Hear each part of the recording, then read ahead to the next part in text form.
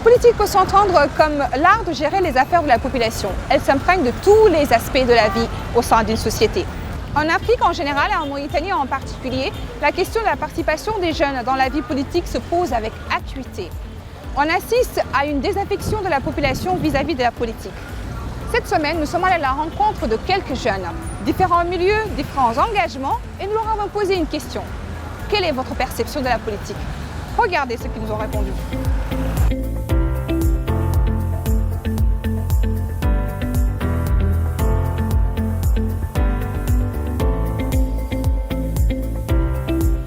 Aujourd'hui, on remarque que toute la classe politique, elle est vieillissante.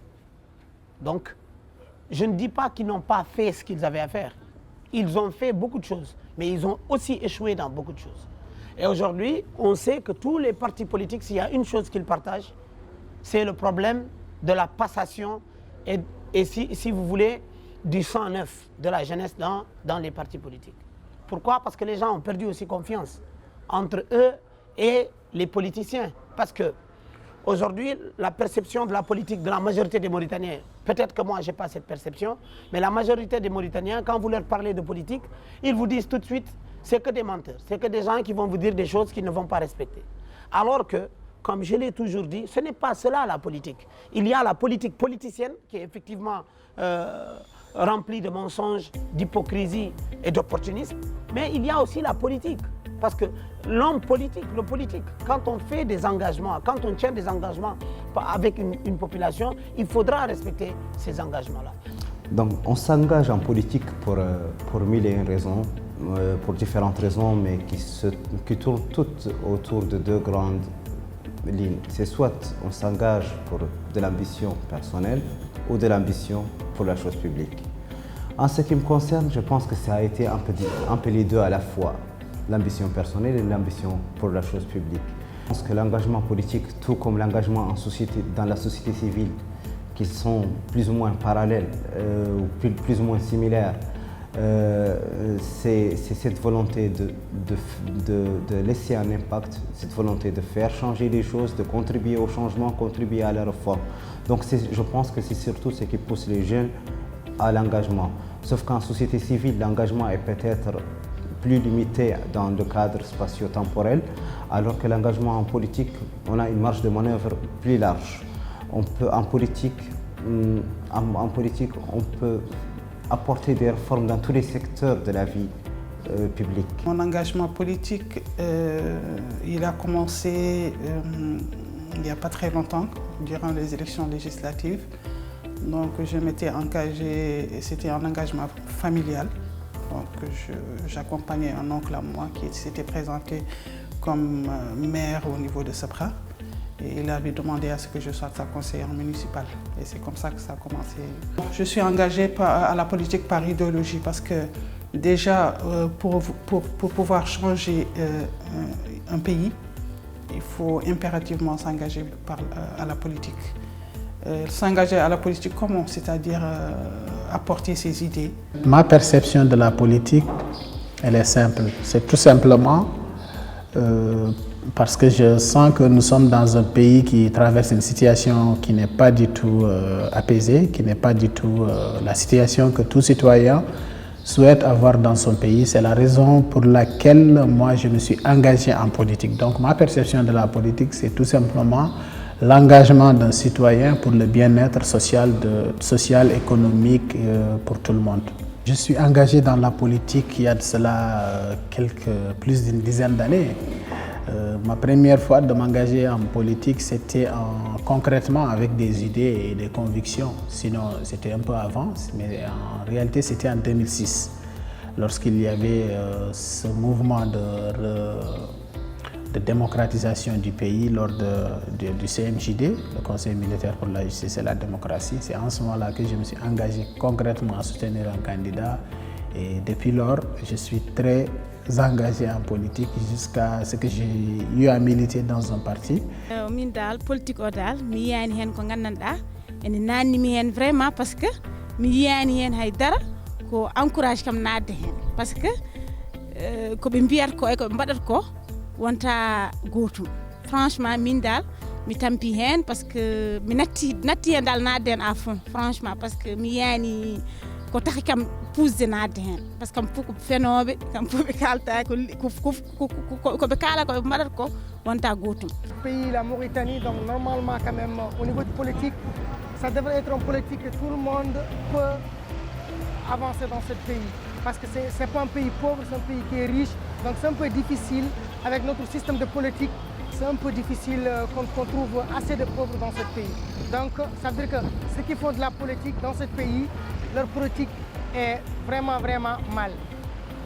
Si les jeunes continuent à dire que c'est de la manipulation, je pense qu'il y a de quoi à se poser la question. Pourquoi? Il y a tellement de promesses qui ne sont jamais tenues. Il y a tellement d'utilisation de la jeunesse pour d'autres fins, pour des fins personnelles, parce que les hommes politiques qui sont candidats ou bien qui font la compétition électorale se soucient plus d'eux-mêmes que du problème des jeunes. Donc les jeunes restent toujours dans des situations où ils attendent tellement de promesses, finalement ils sont déçus de la situation. Donc c'est ça qui les pousse à dire qu'ils sont tous pareils. Ce n'est pas vrai dans tous les cas. Parce que partout, comme j'ai l'habitude de dire, on trouve des bons et des mauvais. Et malheureusement, chez nous, on trouve plus de mauvais politiques, de mauvais hommes politiques que de bons hommes politiques. Mais ça ne suffit pas comme argument pour délaisser complètement le terrain. On doit être là au centre, dans l'activité politique quotidienne, dans les sphères politiques, qu'ils soient institutionnelles ou bien dans les partis politiques, pour que l'on puisse se préparer un jour à être de la relève. Mais il faut dire que les décideurs, qu'ils soient dans les partis politiques ou bien qu'ils soient au sommet de l'État, doivent changer leur façon de faire parce qu'on a l'impression, ou ce n'est plus une impression, c'est quelque chose c'est une réalité. La jeunesse n'est pas représentée. De la jeunesse, de l'engagement politique, ne devrait pas rester toujours un obstacle. Et là, c'est notre devoir à nous, jeunes politiciens, d'impliquer les autres avec nous. Les impliquer, que ce soit dans notre camp ou dans les camps adverses, mais l'important qu'ils s'impliquent, qu'ils se fassent entendre, qu'ils puissent participer de manière active à la vie publique. C'est l'aspect opportuniste employé par beaucoup de jeunes aujourd'hui dans la politique. Et c'est là où je pense que notre cheminement argumentaire mérite approfondissement. Aujourd'hui, on voit des jeunes qui se positionnent avec des politiciens, soit par opportunisme, c'est-à-dire parce qu'il y a le pécunier, parce qu'il y a l'argent, ou bien on est entré dans 2019 dans une autre phase encore plus dangereuse que la politique opportuniste, c'est la politique communautariste. Encore une fois, et je le dis et je le répète, nous n'avons pas besoin de créer un modèle de politique basé sur la couleur, basé sur l'ethnie, basé sur la tribu, basé sur le régionalisme. Non, on a besoin d'avoir une conscience libre dans son choix et dans son positionnement politique.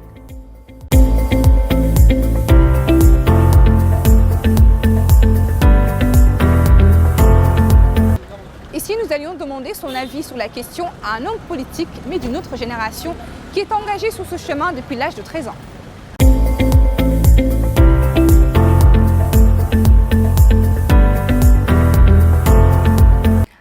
Bonjour professeur, merci de nous avoir reçus aujourd'hui chez vous. Alors professeur, vous êtes déjà professeur en France? En droit. En droit, Oui. Et vous êtes également juriste? Voilà, ici en Mauritanie, j'ai un cabinet d'avocats. Oui, et ce qui nous intéresse aujourd'hui, c'est que vous êtes dans la politique depuis 40 ans, si je peux dire. Ouais. Et vous êtes resté quand même constant dans votre engagement politique. Alors dites-nous par rapport à la jeunesse d'aujourd'hui, la jeunesse mauritanienne, la différence qu'il y a entre l'engagement d'antan de votre génération et l'engagement des jeunes maintenant dans la politique. Je vous remercie.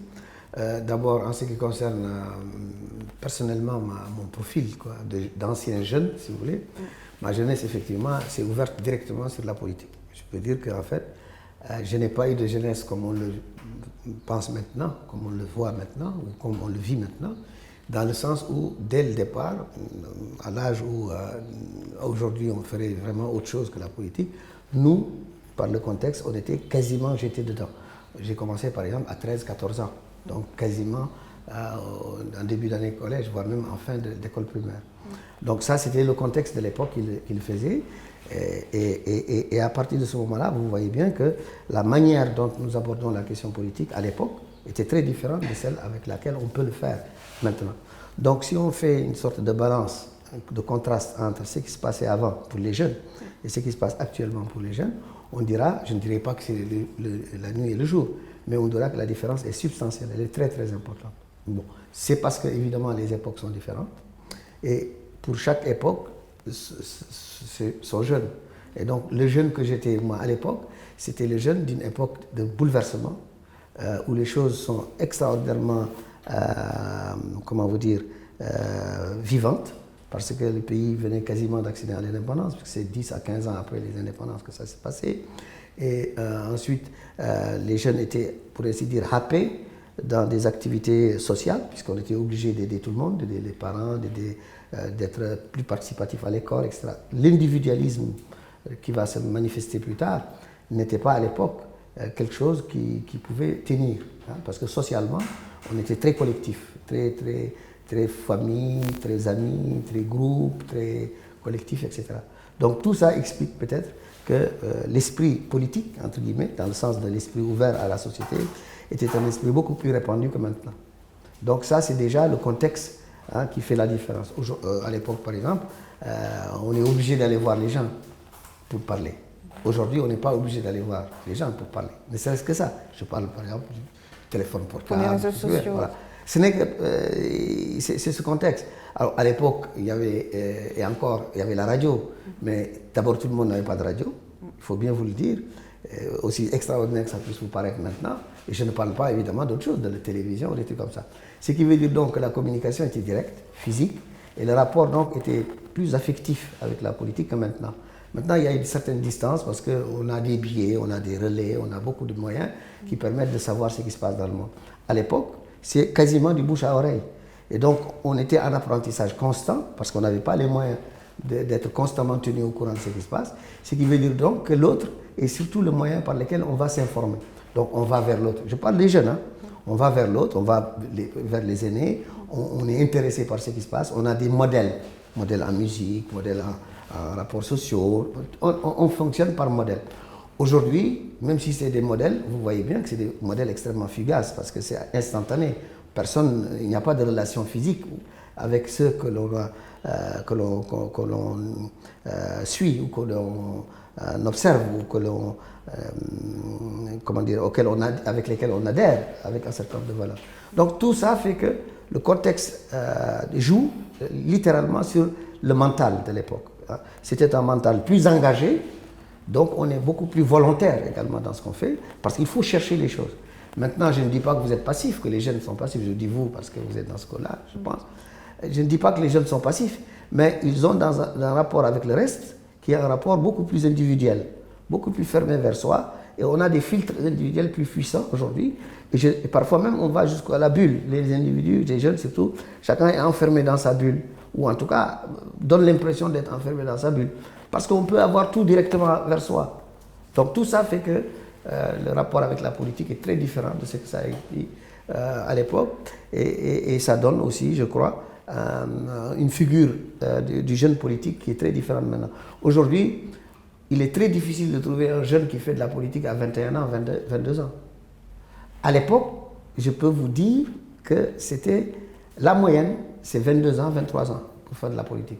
Mais diriez-vous que votre génération n'a pas laissé, disons, un héritage politique, si je peux dire, à cette génération qu'on a maintenant, aux jeunes qu'on a maintenant, cette envie de s'engager très tôt, cette envie d'aimer la politique, parce que la plupart des jeunes pensent que c'est une affaire amorale, la politique est une affaire de bourgeois, de grandes personnalités, des personnes qui ont les moyens. C'est vrai, c'est qu'on a effectivement, je crois, hein, et c'est valable dans beaucoup de pays, sinon dans tous les pays, en particulier en Afrique, les générations précédentes ont eu du mal à insuffler l'esprit qui fut le leur vers les générations qui ont suivi. Je parle des périodes post-indépendance. Avant l'indépendance, c'est autre chose. On était encore dans un autre monde où le traditionnel joue beaucoup. Je parle du monde moderne, post-colonial, après les indépendances. Ce qui s'est passé, c'est qu'il y a eu des ruptures énormes qui ont eu lieu. qui sont des ruptures que je considère pour moi comme étant des ruptures de société. Des ruptures de société parce qu'on est passé d'une société, je dirais, interne, globale, collective, vers une société de plus en plus archipélagique, c'est-à-dire en archipel, en îlot, où les individus quasiment se ferment sur eux-mêmes et vivent ce qu'ils vivent. Donc de sorte que même dans ma propre famille, j'ai du mal à transmettre certaines choses à mes propres enfants parce que on n'est pas dans le même univers, on n'a pas les mêmes préoccupations. Donc de ce fait, on a assisté à une sorte de brutalité, comment dire, de chute brutale des valeurs d'une génération à une autre. Et on peut le dater à peu près des années 80, qui est la période, et ce n'est pas un hasard, marquée par les grandes politiques d'ajustement structurel, économique de la Banque mondiale, l'FMI, qui a détruit l'école publique, qui a inventé l'école privée, ou en tout cas nous a imposé l'école privée, qui a inventé la santé privée, qui a inventé une situation où l'État se retire de tout, et où le libéralisme s'est instauré, où chacun pour soi. Et le chacun pour soi s'est installé dans les familles, et même s'est installé dans les têtes de chacun. Et c'est ça qui explique en gros que la génération qui a vécu la période de ce qu'on appelait l'État-providence, l'État dans lequel, par exemple, moi, j'étais à l'école primaire, j'avais ma bourse. J'avais non seulement une bourse mais physique, c'est-à-dire de l'argent, mais j'avais une bourse d'équipement. J'avais un pantalon, une chemise, un t-shirt, etc. Ce qui faisait que chez moi, j'avais une sorte de minimum vital et qui faisait de moi, effectivement, une sorte de petit bourgeois avant la lettre et qui faisait aussi de moi quelqu'un de très social parce que je savais que ça venait de l'État, ça ne venait pas de mon père ou de ma mère. Donc ça crée un sens de responsabilité quasiment instinctif de la part des élèves de l'époque. Et par exemple, nous étions une génération qui revendique énormément. Énormément. Il ne se passait à peu près jamais aucune année sans qu'il y ait une énorme grève. Attention, je ne parle pas des grévettes, comme on le voit maintenant, je dis grévettes, je rigole un peu, des petites grèves. Je parle de grèves nationales. Des grèves à l'échelle nationale avec une coordination de tous les élèves à l'échelle nationale. Dayoun, Abdelbagrou, Rosso, Bogué, Nouakchott, Keïdi, tout vous voulez. Donc une coordination nationale qui faisait que le jour J, on va faire une grève et tout le pays est secoué par cette grève scolaire. Pourquoi? Mais parce que précisément, il y avait cette notion que nous appartenions à un corps social qui avait des revendications à faire vis-à-vis d'un État qui est nôtre. À l'époque, on vivait la situation où l'État était considéré comme un bien collectif et comme étant une chose publique, et donc on pouvait avoir nos exigences. Vous voyez bien qu'à partir de ce moment-là, l'esprit qui peut naître d'une jeunesse comme celle-là ne peut pas être, à proprement parler, le même esprit d'une jeunesse qui naît dans un environnement où l'État, c'est pour...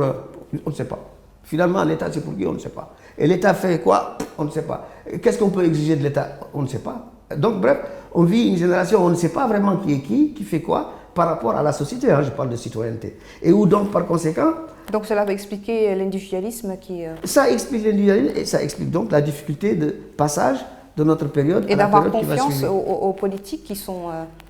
Alors, la question, justement, de l'éthique est à double sens, à double tranchant.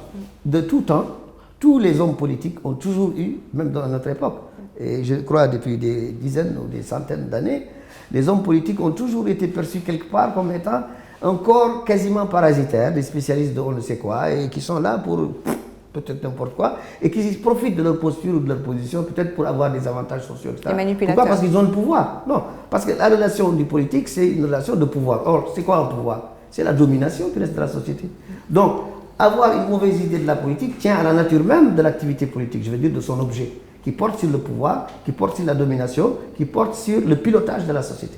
À partir du moment où on est dans des sociétés où les groupes sociaux ne sont pas égaux et où les gens ne vivent pas tous de la même façon, où il y a des gens qui vivent mieux que les autres, etc., forcément, on va considérer que les politiques, c'est-à-dire ceux qui dirigent, ceux qui aspirent à diriger, sont quelque part responsables de cette situation.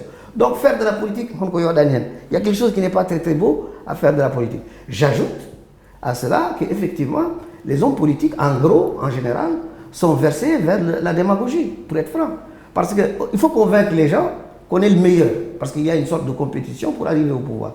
Même dans un cadre d'un parti unique, moi à l'époque, nous avions un parti unique. Mais même dans le parti unique, ceux qui sont dans ce parti-là unique, qui était à l'époque le PPM, avaient besoin des gens. Parce que s'ils ont ces gens, ils peuvent valoir leur force pour accéder à certains postes. Donc, qu'est-ce qu'ils vont faire? Ils vont mentir aux gens ou leur promettre n'importe quoi pour qu'ils aient une clientèle et en fonds de commerce. Et cette clientèle-là va leur servir maintenant de tremplin pour accéder au poste qu'ils visent. pour être gouverneur, pour être ministre, et même pour être, j'en sais rien moi, président de la République. Donc, comme vous ne pouvez pas satisfaire à tout le monde, vous allez forcément mentir à certains. Et ce que les gens retiendront, c'est que vous êtes un menteur. Donc l'idée du politicien bonimenteur, ce n'est pas de gros mensonges, c'est du petit mensonge. Donc l'idée d'un politicien petit menteur et qui a du mal à ne pas mentir, et je dirais que c'est une figure de style universel. On le voit partout. Vous allez dans n'importe quel pays dans le monde, on vous dira toujours que le politicien est un menteur. Donc je veux dire ici que ce n'est pas quelque chose de réellement lié aux politiciens que nous sommes, c'est lié à la fonction politique elle-même.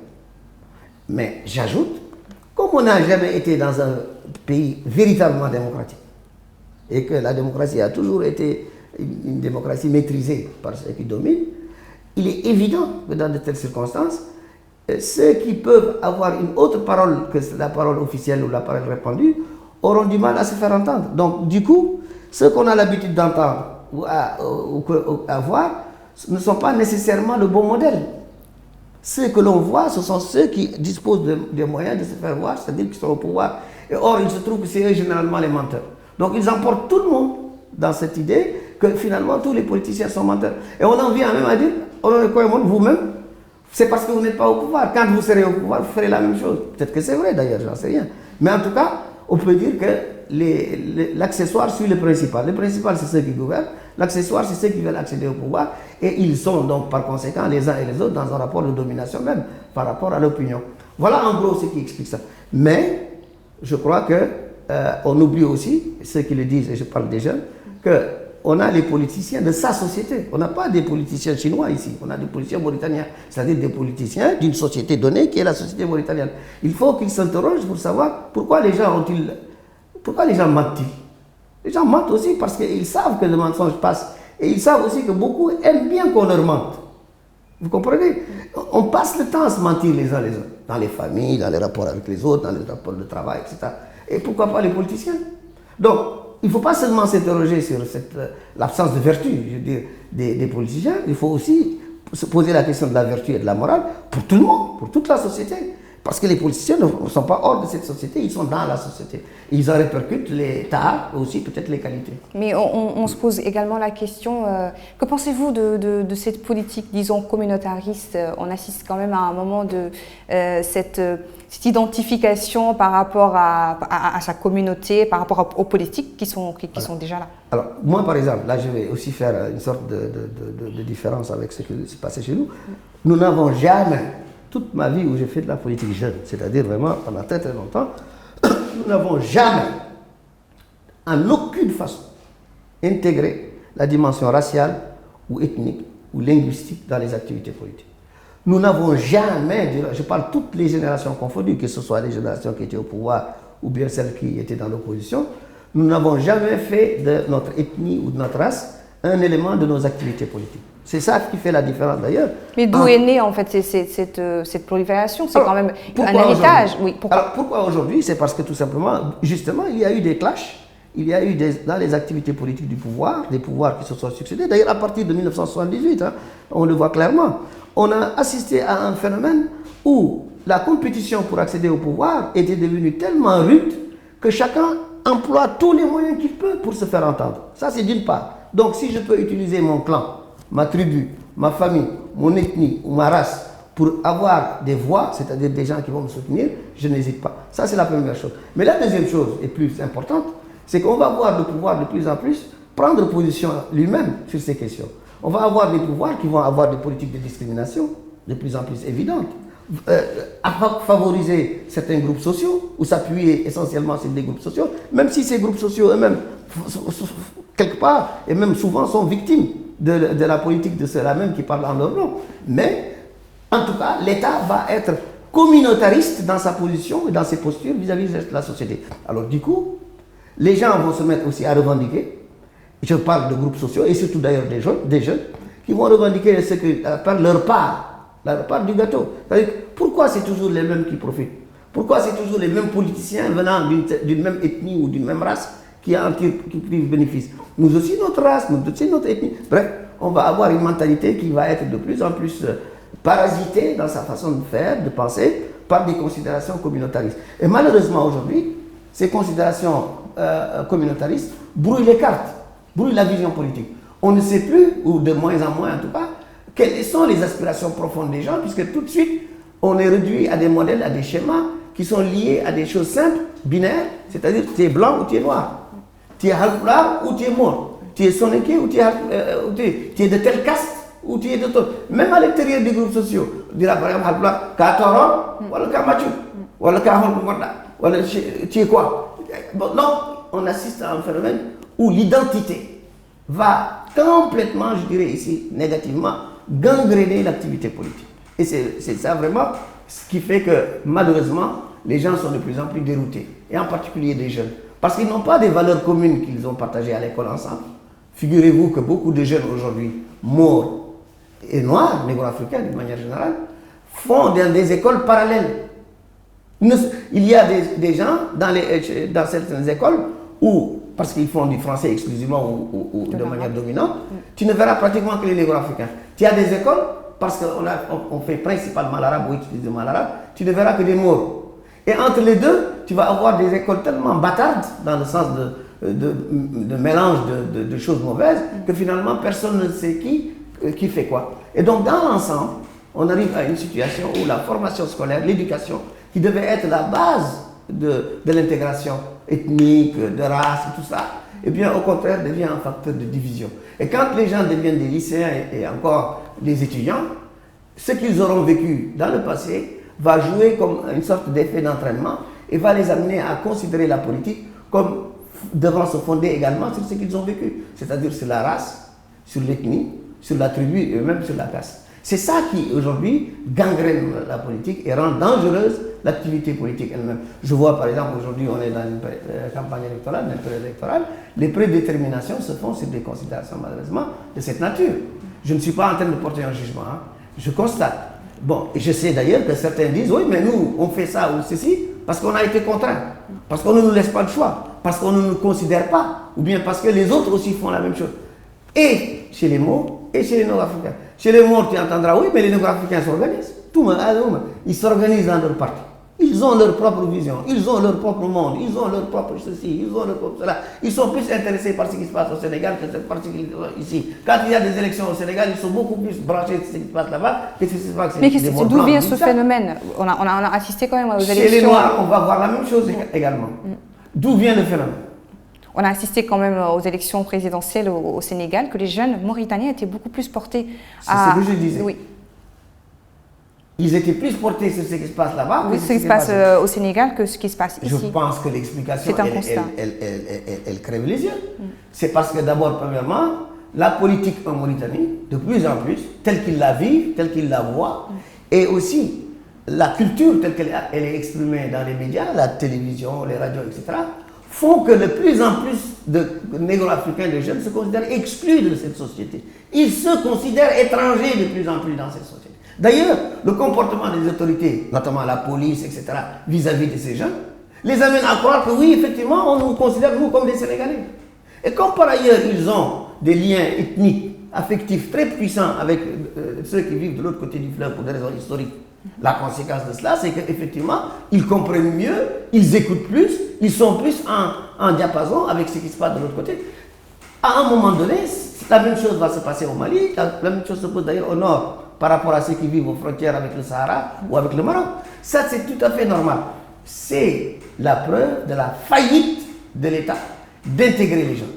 L'État n'a pas réussi à créer une dynamique sociale autour de nos propres valeurs, de nos propres intérêts, de notre propre pratique et de notre propre espace public. Et l'espace public en Mauritanie, désormais, est un espace public tellement fractionné, je parlais d'archipel tout de suite, hein, une série d'îles, que finalement, les gens se tournent à l'extérieur, comme ils se tournent à l'intérieur, c'est kiff-kiff. Ils verront ce qui se passe au Sénégal exactement comme ils verront ce qui se passe en Mauritanie. Et ça crée un climat de malaise très profond. Peut-on dire que la génération précédente a laissé quand même des approches quelque peu et des outils pour que ces jeunes justement s'engagent dans la politique ou même soient outillés pour s'engager dans la politique? Je pense que d'abord les jeunes doivent cesser de penser qu'on doit leur donner les biberons politiques. C'est ça le problème. Je ne suis pas en train, je dis jeune, c'est moi, de votre âge. Mais je suis surtout professeur à l'université. Donc je vis avec les jeunes, moi. Je vis avec les jeunes de 18 ans, 19 ans, jusqu'à 25 ans, 24 ans, j'ai des arts. Je suis donc 24 heures sur 24 avec les jeunes. Je suis plus dans ma vie en rapport avec les jeunes qu'avec les moins jeunes, pour vous dire. Alors qu'est-ce que je constate? Je constate que malheureusement, dans ce pays-là, en Mauritanie, peut-être que c'est valable dans les autres pays, mais en Mauritanie, la tendance qui s'affirme de plus en plus, c'est que les jeunes attendent qu'on leur donne quelque chose. Ils attendent qu'on leur mette quelque chose dans la bouche. Ils attendent qu'on leur donne le biberon. Ils attendent qu'on leur mette tout dans leurs mains. C'est pas comme ça. Nous, de notre temps, on n'a pas besoin de demander aux gens de nous donner quoi que ce soit, on allait l'arracher. Nous, on s'organisait, on faisait des marches, on faisait des manifestations, on faisait des déclarations, on faisait des trucs, des tracts, on les rédigeait, on écrivait sur les murs, on avait une voix. On arrachait notre statut social. On n'attendait pas que les adultes qui étaient avec nous, qui nous avaient formés ou qui étaient avant nous en politique, viennent nous offrir des postes. Non, nous créions les conditions dans lesquelles nous-mêmes nous étions des dirigeants. Nous-mêmes, Mohamed Mouloud par exemple, qui est le président de mon parti. Savez-vous à quel âge il a commencé à diriger le MND, le Mouvement National Démocratique, qui était à l'époque le seul mouvement d'organisation clandestine dans ce pays et d'opposition. Mais il avait 24 ans, 25 ans ce monsieur-là. Est-ce que vous imaginez ce que ça signifie? Il était recherché par toutes les polices, par tout le monde, parce que le MND était un mouvement clandestin. Mais il avait 25 ans. Moi, pour parler de ma toute petite expérience, j'ai été mis en tôle en prison pour des activités politiques. La première fois qu'on m'a arrêté, mais j'avais 15 ans, 14 ans. Mais on ne peut pas dire non plus que les jeunes ne sont pas engagés, ou attendre quand même ce biberon, vous parlez de biberon politique, les jeunes sont quand même engagés. On a constaté ça aux dernières législatives. Ça c'est excellent, ça c'est un phénomène. Donc ils n'attendent pas toujours que l'ancienne génération leur donne le biberon politique justement. Alors, moi je parle d'un phénomène général. Bien sûr, il y a toujours des jeunes qui apparaissent, il y a des jeunes d'ailleurs dans tous les partis. Moi je parle du parti que je connais le mieux. Nous avons des jeunes remarquables qui ont des postes extrêmement importants au sein du parti, qui jouent un rôle très important dans le parti et qui vont certainement prendre leurs responsabilités de direction centrale du parti, c'est-à-dire de diriger carrément le parti. Ça existe. Mais on parle d'un phénomène général, social. On ne parle pas de jeunes qui ont telle initiative, telle initiative, il y en a. Mais je parle de la masse des jeunes. C'est vis-à-vis de la masse des jeunes qu'il y a une apathie. Et d'ailleurs, ceux dont je vous parle, les jeunes qui sont dans les groupes et qui sont une sorte d'élite parmi les jeunes, c'est eux qui se plaignent que les jeunes ne les suivent pas. Et ils disent que les jeunes ne nous suivent pas parce que les gens sont intéressés par Facebook, ils sont intéressés par d'autres trucs, etc. C'est ce qu'ils le disent. Ce n'est pas parce qu'on ne leur donne pas des responsabilités. Effectivement, je pense qu'il y a un effet de retour malheureusement. À force de ne pas voir les jeunes, parce qu'il y a eu des ruptures générationnelles, je persiste à le dire. À force de ne pas voir les jeunes, on met que des vieux. Oui, mais il y a certains partis politiques qui n'accueillent pas du tout de jeunes au sein de leur bureau même.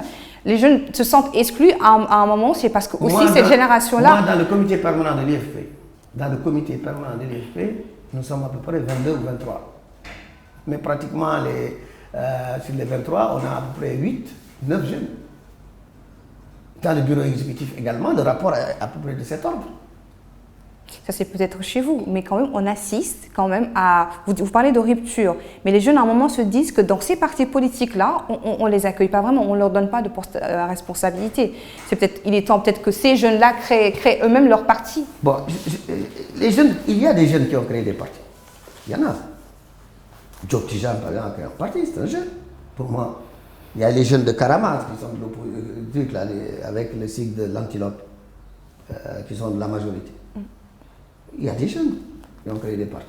Mais ce n'est pas suffisant en politique. Ce n'est pas ça. Là. Il faut bien comprendre que la politique a sa logique propre. Ce n'est pas une logique individuelle, ce n'est pas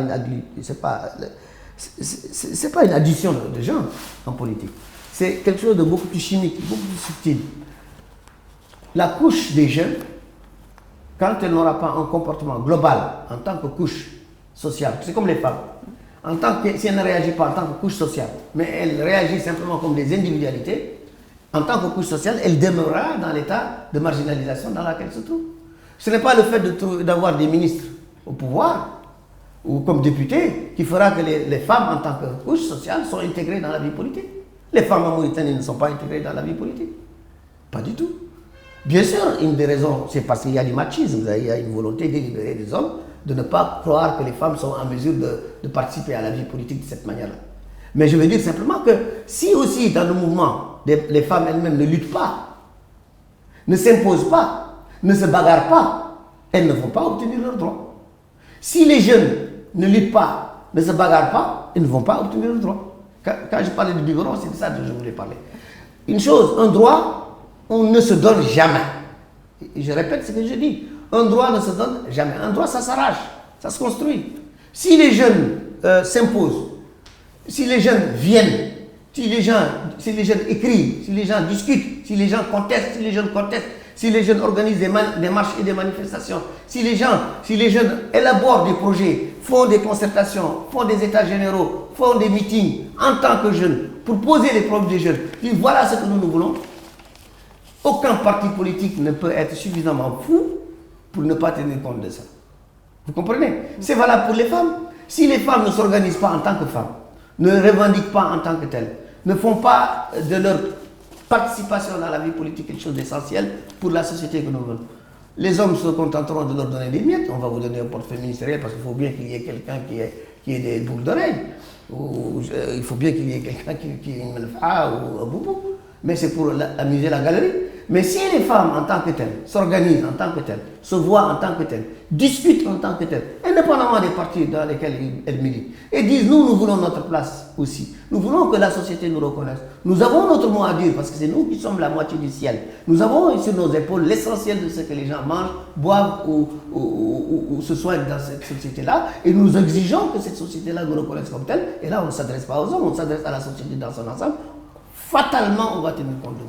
C'est ce qui s'est passé dans le reste du monde. C'est ce qui s'est passé. Vous savez, on n'est pas des extraterrestres. Nous, les Mauritaniens, nous sommes comme les Chinois, les Japonais, les Jordaniens. Nous sommes des êtres humains comme tous les autres. Et nous sommes mus par des logiques qui sont absolument universelles. C'est qu'une chose qui ne s'impose pas par elle-même, elle disparaît. Elle est désintégrée. C'est tout. Donc, si les femmes ou les jeunes ne se mobilisent pas en tant que tels, et ne cessent pas, je dis bien, ne cessent pas de demander à ce qu'on leur donne des droits, non seulement ils vont perdurer dans cette situation, mais ils vont s'effriter, ils vont disparaître. D'ailleurs, c'est ce qui est en train d'arriver. Il y a de moins en moins de jeunes, au sens où on l'entendait. Moi, j'ai des jeunes qui sont des vieux, dans leur manière de voir, dans leur, etc. C'est l'opportunisme, c'est le carriérisme, ils cherchent de l'argent. Vous comprenez ça? C'est vrai, ils nous critiquent. Nous avons beaucoup de torts, nous sommes des corrompus, nous sommes des pourris, nous sommes des arriérés, nous sommes, etc. Mais eux, ils prennent tous les torts que nous avons, mais ils rajeunissent ça. Ils font de la peinture sur les crimes dont ils nous accusent aujourd'hui. Et c'est grave. Parce que dès que tu parles à un jeune, je parle en gros, je ne parle pas de tous les jeunes, heureusement. Dès que tu parles à un jeune, il te demandera qu'est-ce que je gagne dans cette histoire-là. C'est la vérité. Dès que vous discutez des jeunes sur la situation du pays, sur la... Il n'y a plus de militantisme. Il n'y a plus d'idéal, quoi. Vous êtes bizarre d'ailleurs. Quand vous parlez quand en tant que politicien, vous parlez d'avenir, d'ambition, etc., le patriotisme, c'est ringard. Et parce qu'à un moment, on a l'impression que ce ne sont que des mots. Parce que vous pour manipuler les jeunes. Parce que vous vivez au rythme d'Internet et de Facebook, où les choses, c'est le fast, tout est rapide. Il faut avoir tout de suite, et une fois qu'on a la chose, il faut s'en débarrasser tout de suite et avoir autre chose, comme le modèle des portables. Il faut que les choses changent 24 heures sur 24, 10 fois, 15 fois, 20 fois. Conséquence, vos engagements, vous l'avez dit, c'est le nomadisme permanent. Faites une sorte de sociologie des comportements des jeunes et des adultes, vous allez être étonnés. Le changement de chemise chez les jeunes est effrayant. Je parle de chemise dans le sens politique. Politique militantiste. Les vieux, nous sommes plus constants, plus stables. Je ne dis pas que nous sommes meilleurs, mais parce qu'en général, nous avons une vision qui est beaucoup plus ancrée, même si qu'elle soit de pouvoir ou de l'opposition. Mais les jeunes, c'est fast, c'est rapide. Il y a une mode. Il y a quelqu'un qui est actuellement le personnage dominant, hop, tout le monde y va, parce que chacun va espérer trouver quelque chose. Dès qu'on voit que c'est déjà occupé, ou qu'il y a le poste n'est plus pris, hop, on va ailleurs, on cherche ce truc. Et il y a une sorte de... C'est de la folie. C'est ça la situation en vérité des jeunes. Et quand je discute avec les jeunes, moi je vous l'ai dit, et j'aimerais bien qu'un jeune me démente. Parce que c'est quand je discute avec eux, c'est qu'ils avouent. Quand je discute avec mes étudiants ou quand je leur pose un certain nombre de trucs, c'est comme ça qu'ils me disent, ils l'avouent. Et même pour certains, et ça c'est le cynisme absolu, ils l'assument. Pour eux, oui, pourquoi pas? Parce que c'est l'idéologie dominante dans le monde entier. C'est l'ultralibéralisme. C'est l'individualisme poussé à l'excès. C'est le fait que il y a comme moi. Et ça joue même à l'intérieur des familles. Même à l'intérieur des familles, on a du mal à trouver un jeune qui accepte de jouer son rôle de jeune dans la famille. Même quand tu dis à un jeune maintenant, va m'acheter une carte de téléphone à la boutique, c'est à la limite si tu ne dis pas je gagne combien dans cette histoire-là. Eh bien, merci beaucoup, professeur, d'avoir répondu à nos questions. Les jeunes ont entendu votre message. J'espère. En tout cas, c'est parce que je crois aux jeunes. Et je sais que rien ne se fera dans ce pays sans les jeunes. C'est parce que les jeunes ne s'impliquent pas que les choses piétinent.